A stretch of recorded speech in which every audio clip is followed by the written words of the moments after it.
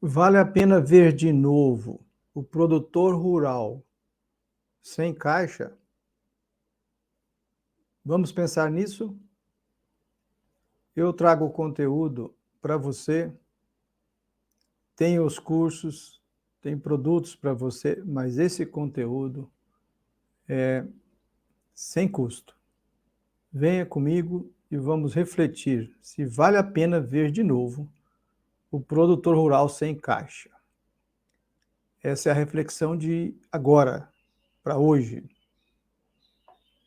Todo ano é a mesma novela.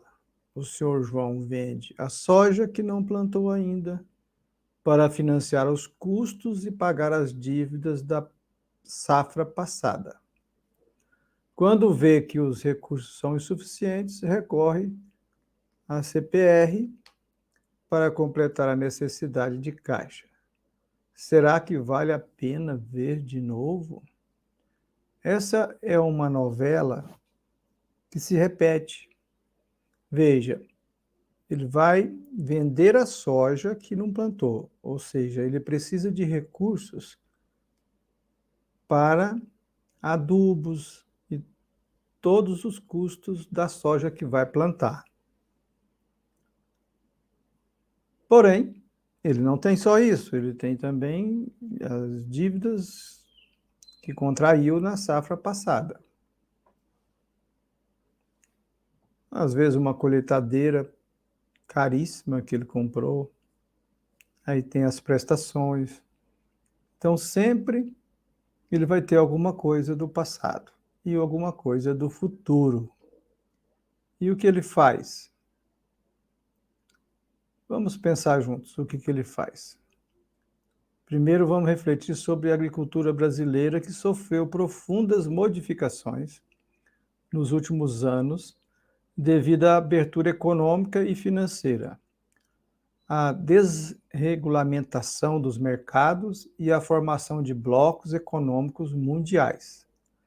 Para se ter uma ideia da amplitude da mudança, os recursos que o governo destinava para financiar a agricultura caíram quase 100 bilhões da década de 80 para menos de 20 bilhões hoje, para uma produção que decuplicou 10 vezes mais, ou mais ainda.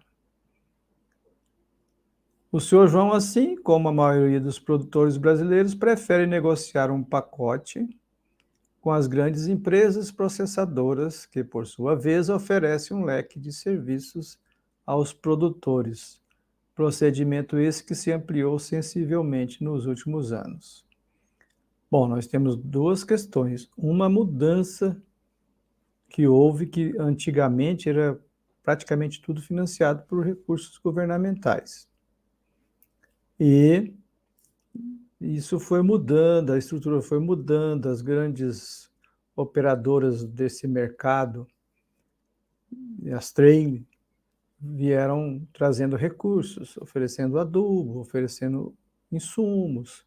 Dessa forma, ele começou então a comprometer o recurso, que é a soja, o grão, qualquer um deles. Então ele ia plantar, ele dava como oferta a um preço pré-determinado e daí ele garantia os insumos. Ou garante, né? Na verdade, garante. Aí o que ele está fazendo então? Esse é um tipo de relacionamento no qual o grande financiador da produção também é o principal comprador. Gera uma dependência unilateral na relação indústria e produtor rural. Além do mais, a Lei Candir reduziu os ganhos e, por consequência, os interesses das indústrias em investir no Brasil, chegando a fechar algumas unidades de esmagamento de soja, como exemplo, né? Por tabela, empurrando os preços mais para baixo ainda. Preços mais para baixo, custos mais para cima. Essa é uma realidade. A agricultura brasileira está muito bem, não estou dizendo que está mal, mas muitos agricultores não estão muito bem. Então, ele deve pensar nessa estratégia aqui. O que ele está fazendo? Os custos financeiros engolem os lucros. Os estoques mundiais de commodities reduzem os preços. Os fertilizantes estão concentrados nas mãos de multinacionais. O dólar baixo e o São João quase em depressão. Apesar que o dólar tem subido nos últimos tempos. Porém, essa é uma realidade. Muitas vezes você fica dependente da moeda, que é o dólar, a moeda de negociação, dependente de fertilizantes que às vezes você tem que pagar caro porque falta, principalmente quando tem guerras, essas coisas, a situação fica mais complicada. E os estoques de commodities, ou seja, os estoques mundiais têm esses movimentos de aumentar a oferta. Ah, mas tem ano, você pode dizer que tem ano que reduz o estoque e o preço aumenta. Sim, mas quando, por exemplo, no milho reduz o estoque, o preço aumenta, todo mundo vai para o milho, e aí o estoque sobra, e aquele que tinha milho, quando o estoque estava faltando, ganha, só que no ano seguinte ele perde o que ganhou. Ele não tem ali um equilíbrio e nem sempre observa no longo prazo. E merece destaque a crença quase geral de que juros perto de 2% ao mês são baixos, o que é uma falácia. Vamos calcular, por exemplo, a taxa de 1,85% ao mês equivale a dobrar a dívida em 2 anos e 9 meses. Como grande parte de produtores rolam suas dívidas, dá para imaginar o resultado final. Veja, rolam as dívidas a 1,85, esse cálculo significa que há juros sobre juros, e isso traz um custo adicional. O que eu estou dizendo é assim, as margens que estavam aqui, margem de lucro, vão reduzindo. Em muitos casos, ela vai para o prejuízo. Uma pena. E sem perspectiva de aumento de preços nos próximos anos, as esperanças de ganho se esvaíram pelo ralo do tempo e as janelas da esperança permanecem apresentando um céu escuro. É que vivemos um cenário imprevisível. Então, estou trazendo para você uma contribuição. Pense nisso. Qual que é o ambiente que eu quero? A solução, então, está no aprimoramento da gestão empresarial e financeira. Como?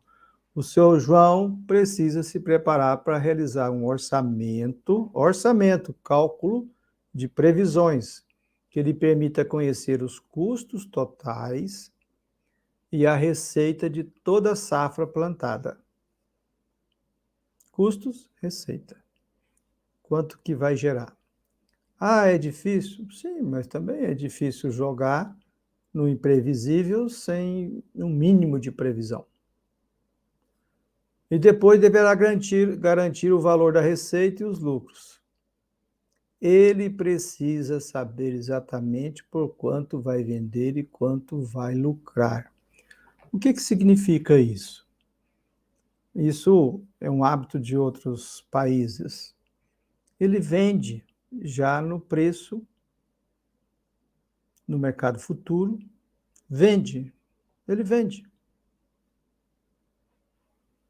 E, já sabendo dos custos, ele já sabe quanto que vai lucrar, qual que vai ser o seu ganho líquido.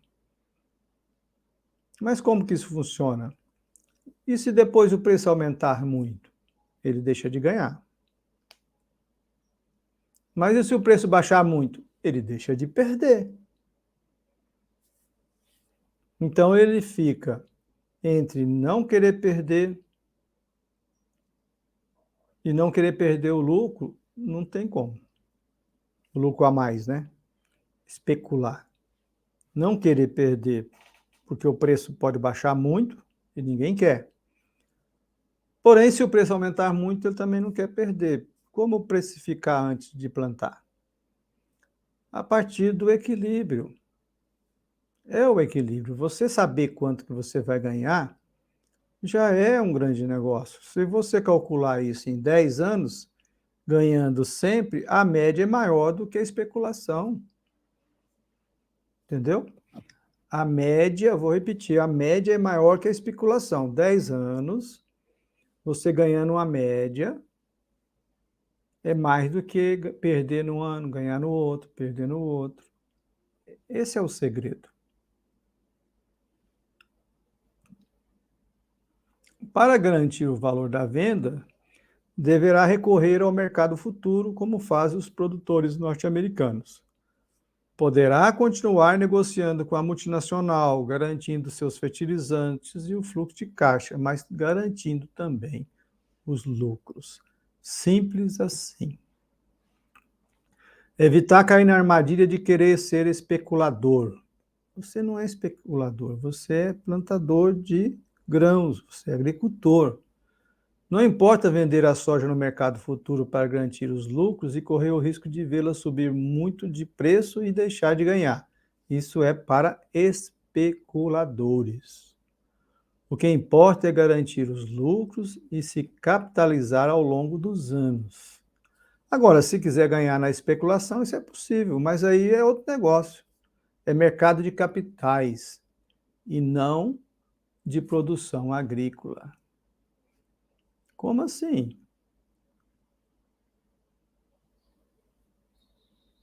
Mercado de capitais? O mercado de capitais você não precisa de plantar soja. Você pode negociar no mercado de capitais soja, ou milho, ou qualquer grão, arroz. Você negocia no mercado de capitais. Aí é um outro tipo de trabalho que você vai fazer. Você precisa ter especialistas na sua equipe, todo um processo. Você necessita de ter isso bem claro. Especular é possível, tem como fazer de forma honesta no mercado futuro, no mercado de capitais.